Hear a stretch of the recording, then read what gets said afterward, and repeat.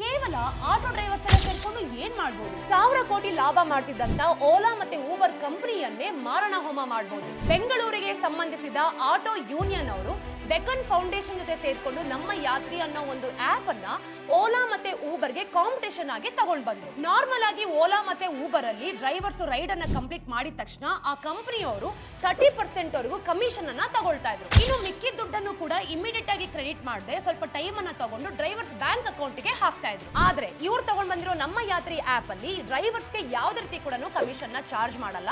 ಜೊತೆಗೆ 25 rupees per day ಅಥವಾ 3.5 rupees per ride ಅಂತ ಚಾರ್ಜ್ ಮಾಡ್ತಾ ಇದ್ದಾರೆ. ಅದು ಅಲ್ಲದೆ ಡ್ರೈವರ್ಸ್ ಅಕೌಂಟ್ ಗೆ ಇಮಿಡಿಯೇಟ್ ಆಗಿ ದುಡ್ಡು ಕ್ರೆಡಿಟ್ ಆಗುತ್ತೆ. ಇದಕ್ಕೆ 1.2+ ಲ್ಯಾಕ್ ಆಟೋ ಡ್ರೈವರ್ಸ್ ಜಾಯ್ನ್ ಆದ್ರು. 4 ಕ್ರೋರ್ಸ್ ಪ್ಲಸ್ ರೈಡ್ಸ್ ಕೂಡ ಕಂಪ್ಲೀಟ್ ಆಯ್ತು. ಈಗ ಆಟೋ ರೈಡ್ಸ್ ಅಲ್ಲಿ ಈ ಆಪ್ ಅನ್ನ ನೋಡಿದ್ರೆ 30% ಮಾರ್ಕೆಟ್ ಶೇರ್ ಅಲ್ಲಿ ಇದೆ. ಇದೆಲ್ಲದಕ್ಕಿಂತ ಹೆಚ್ಚಾಗಿ ಕ್ಯಾಬ್ ಡ್ರೈವರ್ಸ್ ಮತ್ತೆ ಆಟೋ ಡ್ರೈವರ್ಸ್ ಗೆ ಒಂದು ಆಪ್ ಅನ್ನ ತಗೊಂಡ್ ಬಂದಿರುವಂತ